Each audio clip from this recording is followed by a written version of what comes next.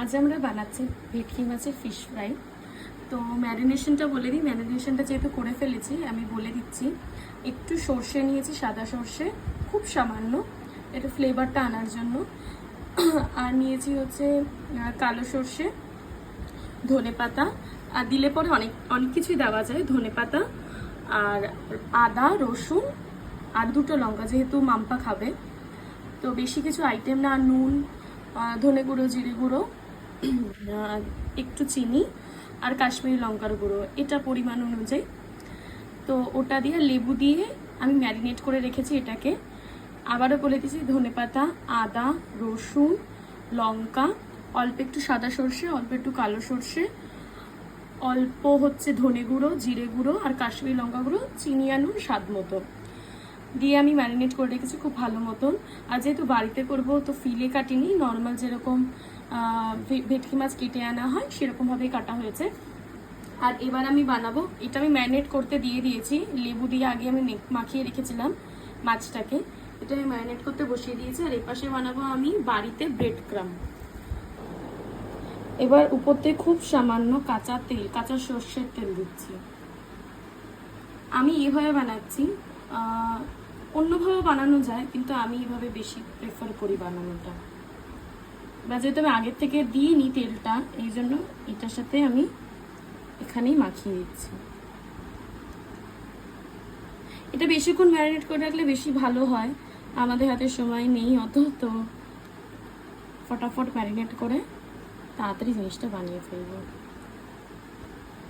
এখন আমরা বাড়িতেই ব্রেড ক্রাম বানাবো, তো এর জন্য যে কোনো পাউরুটি নিতে পারো, কিন্তু ব্রাউন ব্রেড নয়, ব্রাউন ব্রেড ছাড়া। এটা আমি মডার্নের ইউজ করছি, তোমরা যে কোনো ব্র্যান্ডের ইউজ করতে পারো। এক্ষুনি বানাবো তাই জন্য আমি নর্মাল মিক্সে দিয়ে আমি গ্রাইন্ড করে নেব। যারা মনে করবে ব্রেড ক্রাম স্টোর করবে, যারা মনে করবে ব্রেড ক্রাম স্টোর করবে তারা এটাকে এরকম মিক্সিতে গ্রাইন্ড করার পরে একটুখানি তাওয়া কিংবা কড়াইতে একটু চেলে, মানে একটুখানি সেঁকে নেবে, তাহলে তোমরা বেশ অনেক দিন একটা টাইট কন্টেনারে তোমরা স্টোর করতে পারবে, প্রায় 1 মাস অনায়াসে স্টোর করতে পারবে। ব্রেড ক্রাম তৈরি হয়ে গেছে। এবার এটাকে যখন তোমরা স্টোর করবে, যদি মনে হয় যে দিনের দিন ইউজ করবে না, স্টোর করে রাখবে কিছুদিন, তখন এটা কড়াইতে একটুখানি সেঁকে নেবে, মানে একটু ব্রাউনিশ হয়ে আসবে, 2-3 মিনিট সেঁকলেই হয়ে যাবে।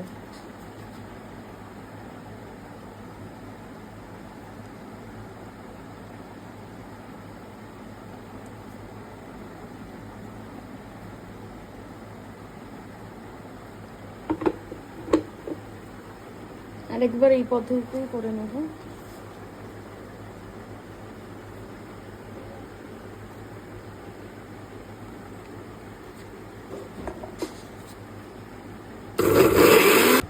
এইবার একটা ডিম ফাটিয়ে নেব কোটিং এর জন্য।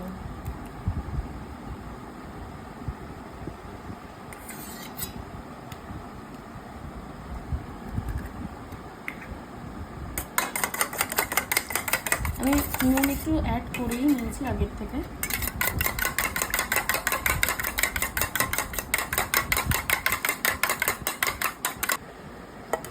এবার আমরা এখানে একটা কোট দিয়ে নেব, ডিমটা দিয়ে।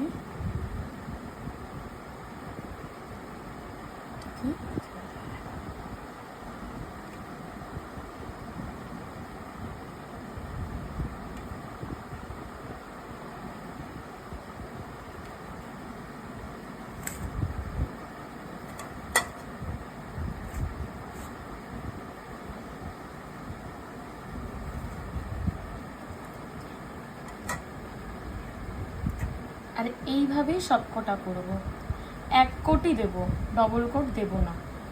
তার কারণ সিঙ্গেল কোট দিলে পরে মানে বাইরের অংশটা, লেয়ারটা পাতলা হবে, আর ডবল কোট দিলে লেয়ারটা বড্ড বেশি মোটা হয়ে যাবে।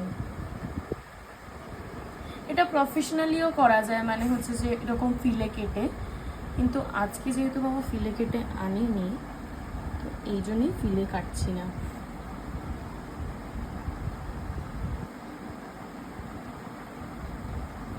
এইভাবে প্রত্যেকটা আমরা তৈরি করে নেব।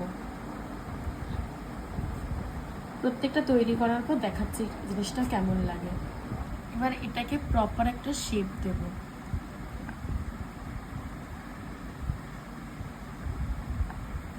এইভাবে কোনো ছুরি নিয়ে এবং সাইডগুলো একটু চেপে দেবে।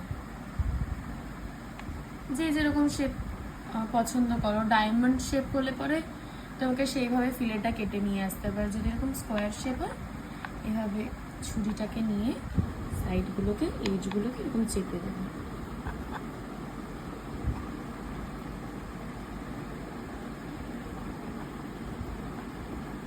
দেখো সুন্দর করে একটা তৈরি হয়ে গেছে। আর 5টা বানিয়ে, সরি আর 4টে বানিয়ে তারপরে দেখাচ্ছি। তৈরি হয়ে গেছে। এইবার আমরা 10 মিনিট এটাকে ফ্রিজে ঢোকাবো, মানে একটুখানি জিনিসটা যেন টাইট হয়ে আসে, আর তারপরে আমরা ফ্রাই করব। এটাকে তোমরা ফ্রিজে রেখে দিয়ে 2 দিন বাদেও ফ্রাই করে খেতে পারো বা পরের দিনও খেতে পারো। এইবার আমি 15 মিনিট 20 মিনিট মতন রেখে দিয়েছি ফ্রিজে। এইবার তেলটাকে গরমও হয়ে গেছে তেলটা। এইবার আমি তেলে মাছটাকে আস্তে করে ছেড়ে দেবো। ডিম আছে আমি ভাজতে দিয়ে দেবো। ভাজা হয়ে গেলে দেখাচ্ছি। 2 পিঠ কড়া করে এরকম লালচে করে ভেজে নেবে। একটু দেখিয়ে দে, এরকম লালচে করে 2 পিঠ ভেজে নেবে।